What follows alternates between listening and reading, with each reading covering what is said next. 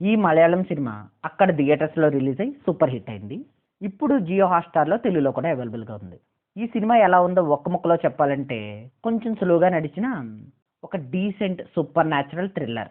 High expectations లేకపోతే ఒక్కసారైతే ఓటీటీలో తప్పనిసరిగా చూడొచ్చు. ఇక కథ విషయానికొస్తే తన ఎక్స్ గర్ల్ ఫ్రెండ్ కని ఆత్మహత్య చేసుకుందని తెలిసి వాళ్ళ కుటుంబ సభ్యుల్ని పరామర్శించడానికి రోషన్ వెళ్తాడు. వెళ్ళిన వాడు తిన్నంగా ఉండకుండా కని గదిలోకి వెళ్ళి ఆమె హెయిర్ క్లిప్‌ని తనతో పాటు తీసుకువస్తాడు. ఆ తర్వాత తనకి ఎలాంటి పరిస్థితులు ఎదురయ్యాయి, వాటి నుండి ఎలా బయటపడ్డాడు అన్నది కథ. డిఎస్ ఈరే అంటే డే ఆఫ్ పనిష్మెంట్ లేదా శిక్షా దినం అని అర్థం. ఇది సినిమాలోనే ఒక చోట వాళ్ళే చెప్పారు. సినిమా చాలా ఇంట్రెస్టింగ్గా మొదలైంది. కానీ అక్కడి నుంచి కొంచెం స్లోగా కొంచెం ఇంట్రెస్టింగ్గా ఇంటర్వెల్ వరకు సాగింది. ఇంటర్వెల్ ట్విస్ట్ బాగుంది. సెకండ్ హాఫ్ ఫస్ట్ హాఫ్తో పోలిస్తే బాగుంది. ప్రీ క్లైమాక్స్ బాగుంది, క్లైమాక్స్ కూడా బాగుంది. ఈ సినిమా అంతా కూడా కేవలం 2-3 క్యారెక్టర్స్ చుట్టే తిరిగింది. అందరూ బాగా చేశారు. ముఖ్యంగా హీరోగా చేసిన ప్రణవ్ మోహన్ లాల్. టెక్నికల్గా కూడా ఈ సినిమా బాగుంది.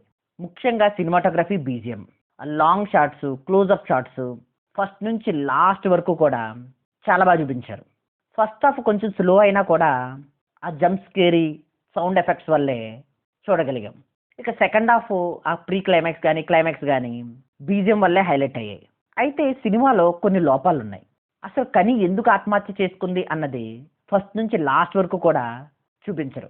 ఒకసారి మనకి ఇదంతా ఎందుకు జరుగుతుంది అన్నది రివీల్ అయిపోయిన తర్వాత ఏంటి దీనికోసం ఇదంతా అని మనం చాలా డిసప్పాయింట్ అవుతాం. ఒక మిడిల్ ఏజ్డ్ ఉమెన్ హీరోని అటాక్ చేస్తుంది ఒక సీన్లో. అది కూడా అంత కన్వీనియన్స్గా అనిపించదు. ఇక ఫ్యామిలీతో చూడాలా అంటే అసలు హీరో ఇంట్రడక్షనే లిప్ లాక్తో హై వోల్టేజ్ రొమాన్స్తో మొదలవుతుంది. ఫస్ట్ హాఫ్లోను సెకండ్ హాఫ్లోను చాలా దారుణమైన పరిస్థితిలో ఉన్న డెడ్ బాడీస్ చూపిస్తారు. అది కూడా చాలా రిపీటెడ్గా. ఇది కొంత ఇబ్బందికరం. సో మీకు గనక హై ఎక్స్పెక్టేషన్స్ లేకపోతే ఒక డీసెంట్ సూపర్ న్యాచురల్ థ్రిల్లర్ చూడాలనుకుంటే ఒక్కసారి అయితే ఓటీటీలో ఈ సినిమాని చూడొచ్చు. ఇక ఓవరాల్గా ఈ సినిమాకి నేను ఇచ్చే rating 2.75 out of 5. It's purely my opinion. Thank you.